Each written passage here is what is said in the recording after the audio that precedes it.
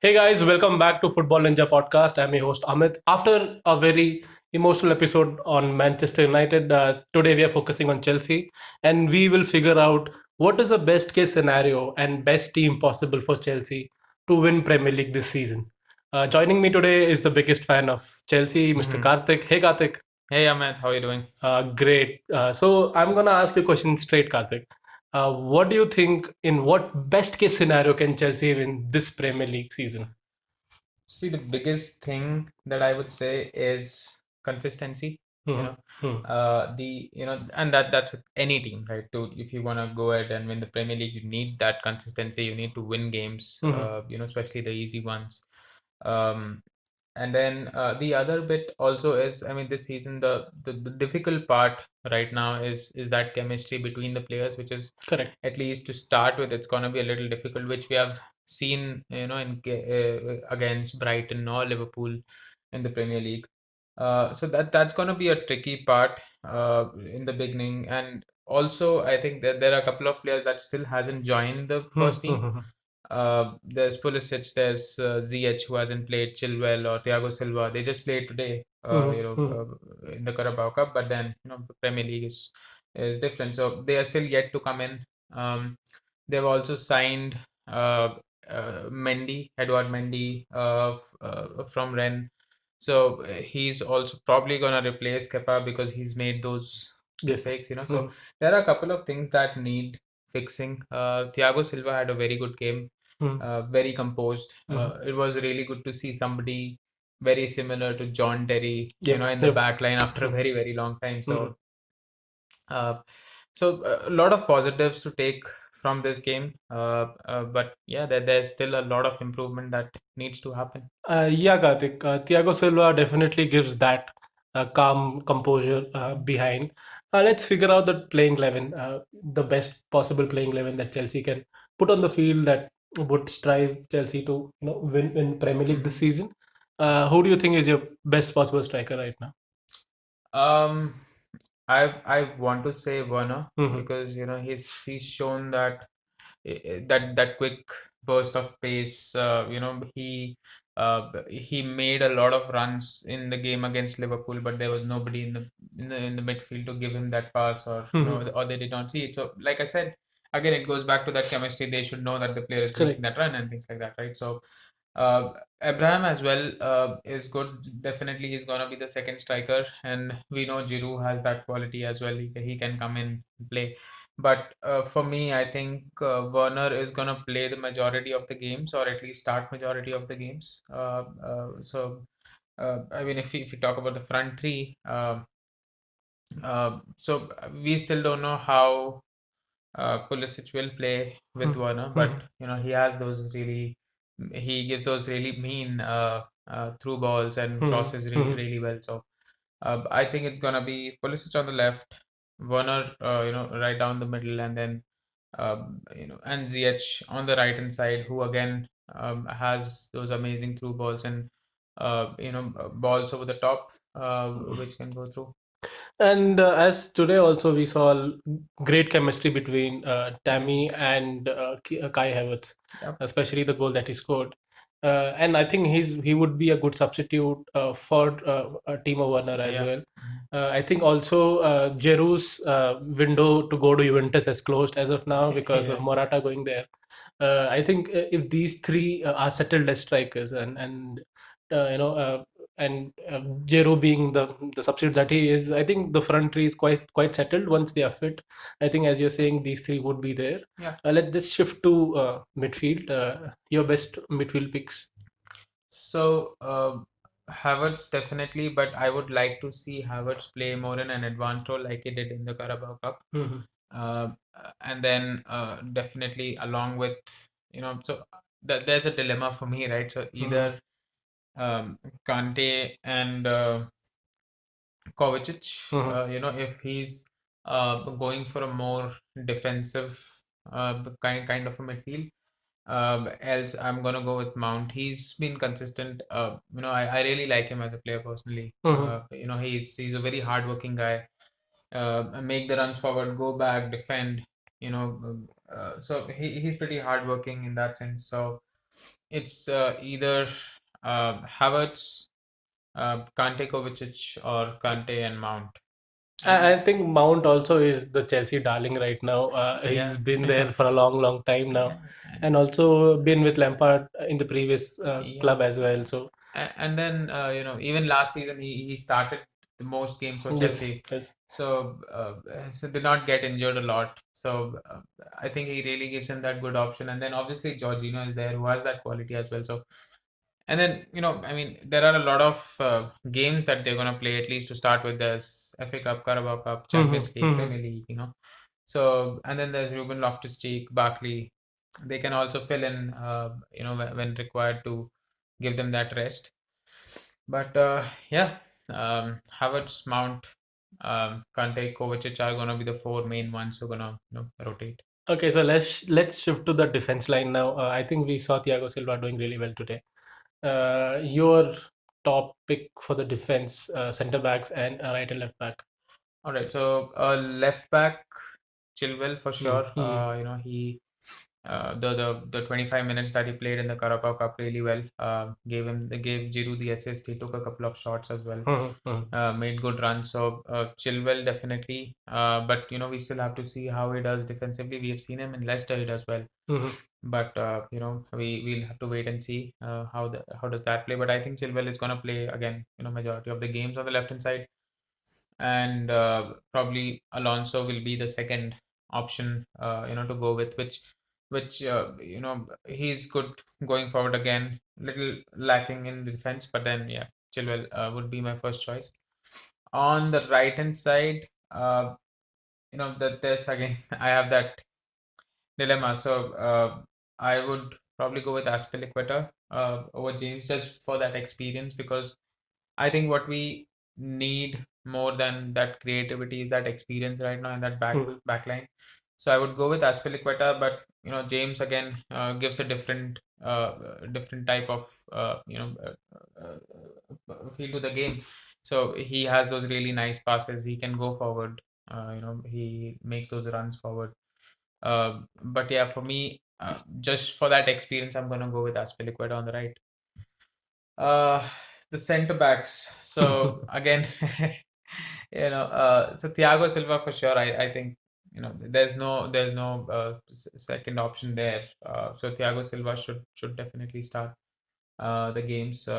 We need that leader in the back line, and I think to pair with him, it's gonna be Zuma, because or Tomori, but Zuma is a more of left-footed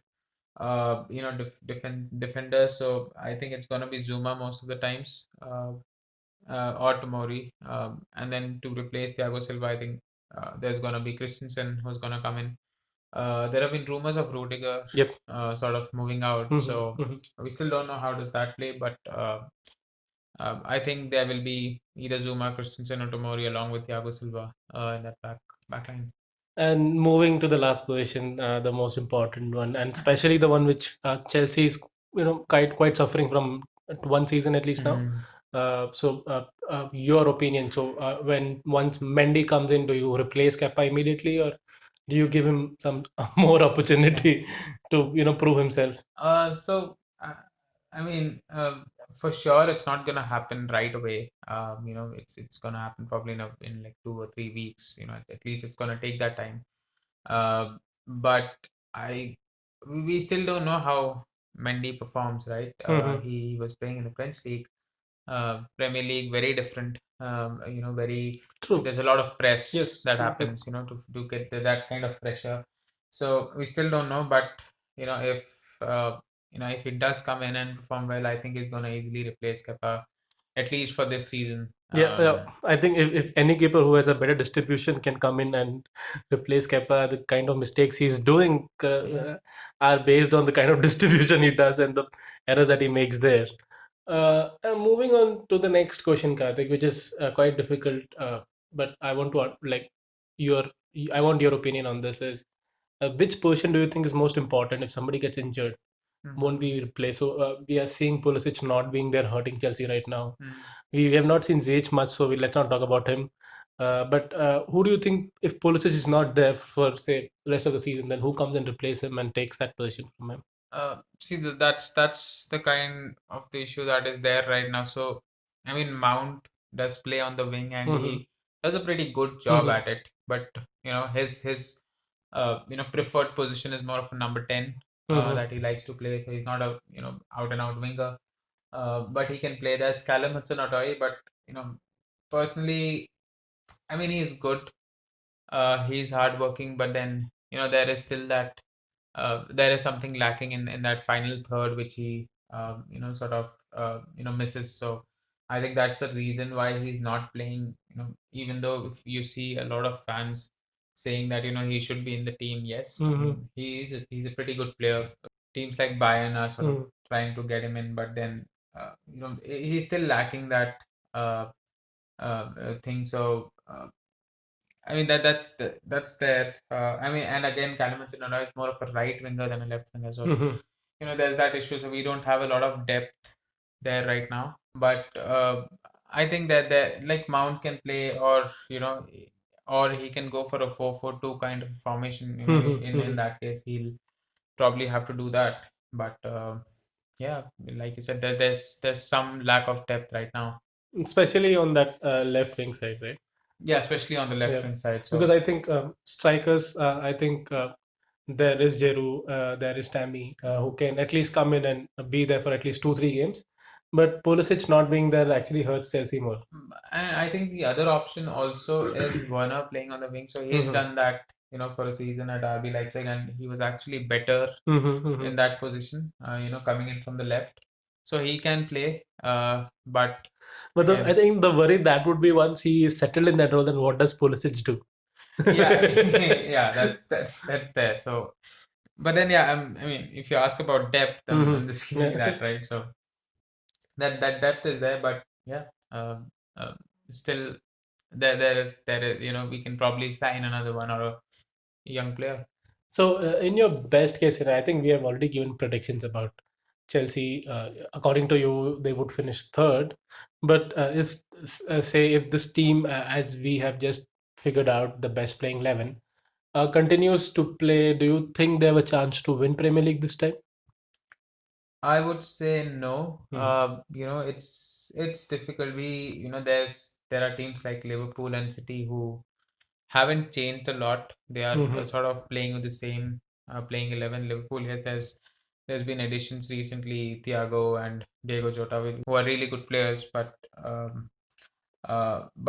Chelsea is still a little far away from those teams. Mm-hmm. City again, if you look at the midfield or the front three, it's essentially the same. They've just Mm-hmm. added a winger, but it's gonna be Sterling, Jesus slash Mm-hmm. Aguero, and then Mahrez or Bernardo Silva on the right. So it's just the back line that has changed a bit. So not a lot of changes in those two squads. They they have that chemistry. They have been playing well. So I wouldn't say I mean, if they go ahead and win, yeah, that's a best case scenario. But I think realistically, it will be more like a third or a fourth finish this season as well. Mm-hmm. Winning the Premier League is something that can be looked at probably next season. Um, So in that case as well, Karthik, so do you think this team is lacking experience or is lacking those key players? So say for example, this season Chelsea comes third. So what addition do you think you guys would have to get for them to at least go for the first position next season? Do you think players would come and fill that hole, or it's the experience as a team playing together which is for you enough for Chelsea to then target the first no, position? see, I think the team is there. Mm-hmm. There's no problem with the team. Probably we can have one or two additions, which are a couple of players might probably move out. So uh, you know, pro- like that. There might be Barkley going out or Mm-hmm. Callum Hudson-Odoi going out. There's been rumors for that as well. Uh, Chelsea has been targeting Declan Rice as well, which probably Mm-hmm. if it doesn't happen this window, it probably would happen in the next one. So yeah, there will be a couple of additions, but in terms of the team, I think the team is good enough to win the Premier League on paper.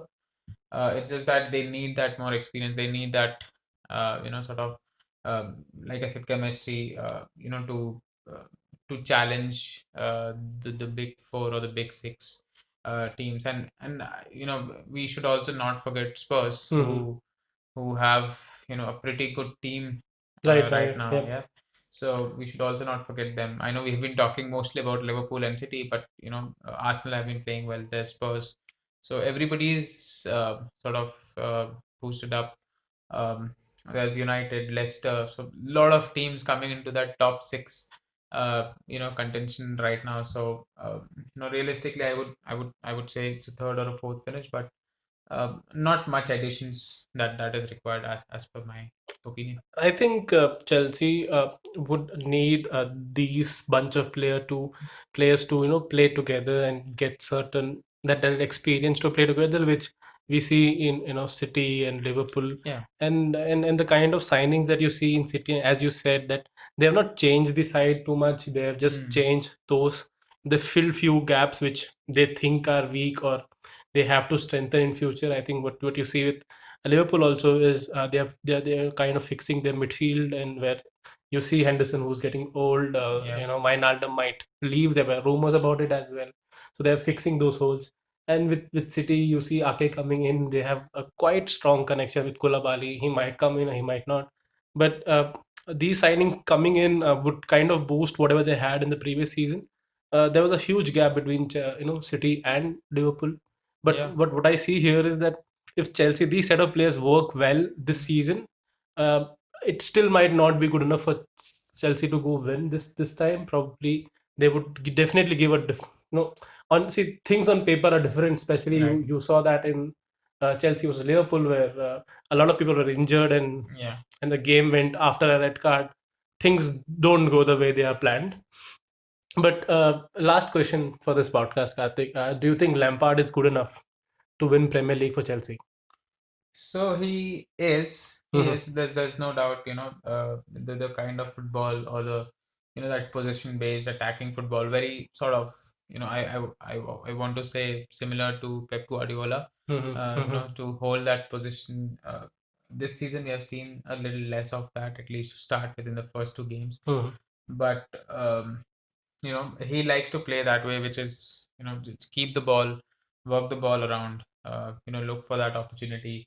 And I think last season what was also lacking was those playmakers. uh, we were lacking in that final third a lot of the games. Hmm. That was getting difficult, which I think with these set of new players, there's a good chance that sort of issue gets resolved. So yeah, the kind of football that he wants the team to play certainly is good enough. Hmm. Um I yeah, definitely he's good. I think he for right now for Chelsea, I think he's probably the best one, because the fans would back him no matter what, Yep, even yep, if that's he true. Yeah, I think sort of finishes third or a fourth. as a management point of view, also he's a very Yeah, safe bet right now. Getting somebody else would have been quite tricky, especially exactly. if some random manager would have come in, and you saw that with Sari, and you saw that with Yeah. Kante as well. And do you think there is some sign of Lampard's skills as Mourinho, because he gave him quite high regard as a manager, especially when he came in 2004-2005 season. I mean, of course, there's that influence, right?